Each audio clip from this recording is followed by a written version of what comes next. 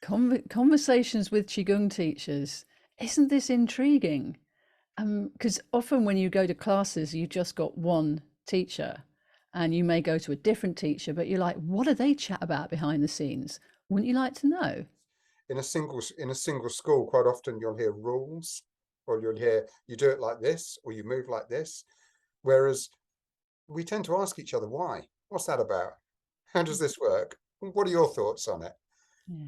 And these are far more powerful questions. Yeah. Yeah, I think there's a lot of truth in what you're saying, though, John, because it's easy for experts to be out there to try and tell everybody what's going on.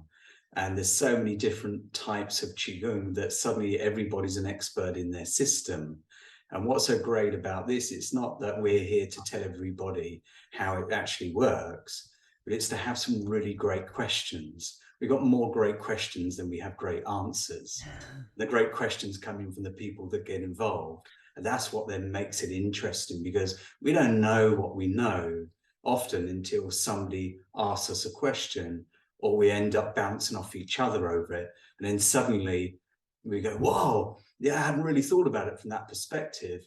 And the Qigong then becomes alive and it becomes fresh and it becomes new for everybody that's listening in and tuning in. So it makes it a very exciting place to sort of discover Qigong and personalize it for yourself as well.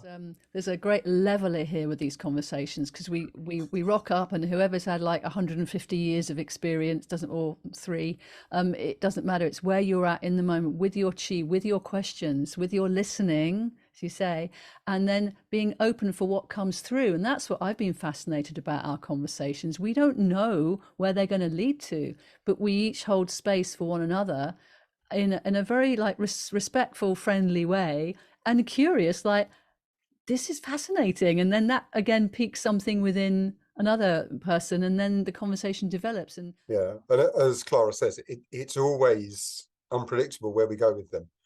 And so when you actually watch the conversations as they get released on YouTube, you may find that it takes 5 or 6 weeks to get through an hour's worth of conversation that we have, because we've been speaking about this bit and then we sort of move on to that bit and then we come back to this bit. And so we try to edit the conversations so they make sense and that we stick to a particular subject in them.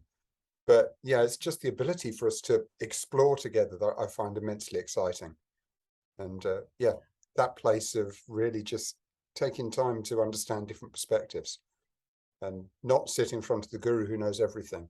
Because I've met a few people who thought they did, but I've not met anybody who actually did.